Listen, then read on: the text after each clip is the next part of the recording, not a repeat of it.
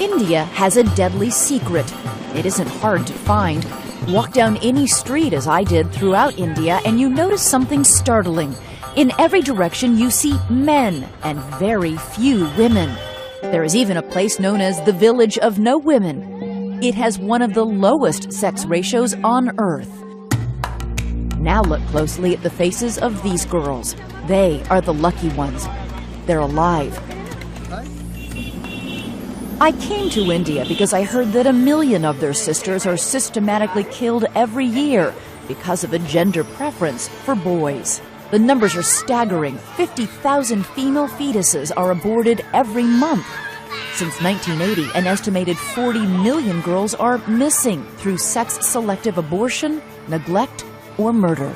It's the obliteration of a whole class, race of human beings. It's half the population of India.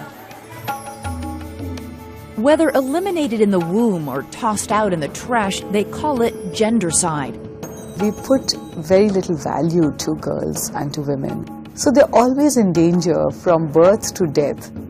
If they are born, then they might be murdered just because they're girls. But why in a land where men revere female goddesses and where the current president is a woman is there such ingrained discrimination against girls to the point of killing them? The main reason is money. Girls are a financial burden to their parents who must pay expensive dowries to marry them off. The dowry is a cultural tradition and the single biggest reason Indians prefer boys. When a boy is born, how is that greeted? Oh, it's with great joy because he's going to bring in the mullah. You see, he's going to be the person who gets married to a girl who's bringing in the money. But in this series of photos, a very different scene. A woman gives birth, a doctor brings the child out to her waiting family-in-law, who immediately check the baby's gender. You only have to look at the woman's face to know it is a girl, who will one day cost this family a lot of money. The amounts of dowry have become higher and higher, and families can get into huge debt bondage just to be able to pay the dowry to get a daughter married. Once married, if a girl's family doesn't pay a set amount of dowry, she's often beaten, tortured, even burned to death. And while dowries have been illegal for decades, the law is mostly ignored. So how do 1 million girls go missing every year? The answer is down 1,000 streets like this one, in clinics that can exploit the use of this machine, found in nearly every hospital in the world, the ultrasound.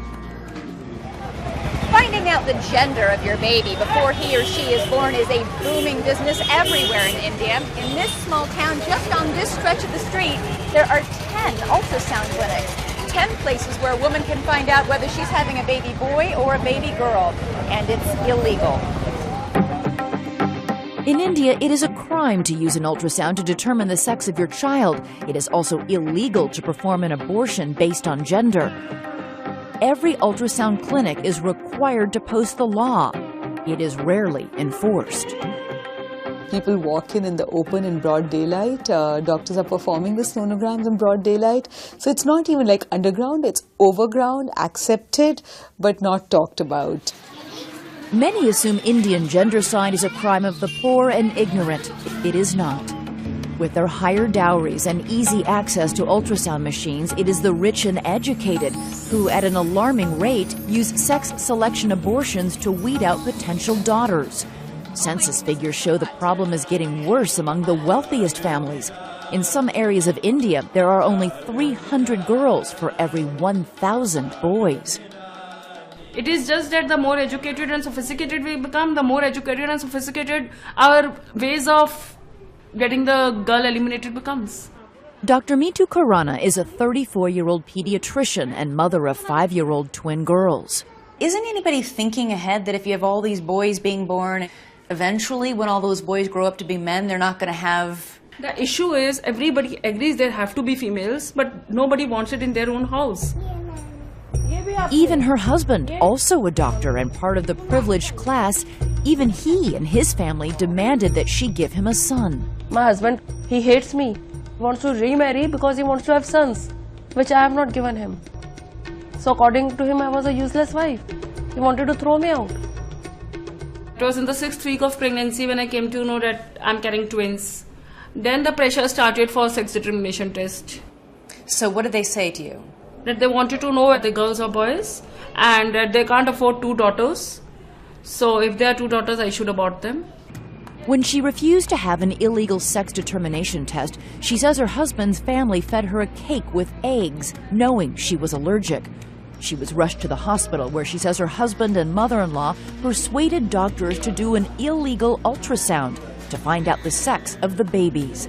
To their dread, the twins are girls. From that day onwards, the pressure started to get an abortion done or to get one of them killed. To ensure she miscarried, Dr. Khurana says her husband and his family tortured her and deprived her of food until she fled to her parents, where she then gave birth. Did anybody ever try and hurt the babies in any way? When she was 4 months old, my mother-in-law threw her down the staircase. The net effect of this growing gender gap is alarming. When we went to this village in Haryana, you could see the men desperate to find women to marry. They are killing the girl child in the womb. This old man sitting next to me never married. He tries to warn younger men that even though boys are traditionally preferred, it creates a shortage of women. How will we get married? It is a problem. Some women are trafficked in, sold and forced to marry village men, like this woman who bore her husband 8 sons. When we asked the rest of the young men if they had trouble finding a bride, all raised their hands.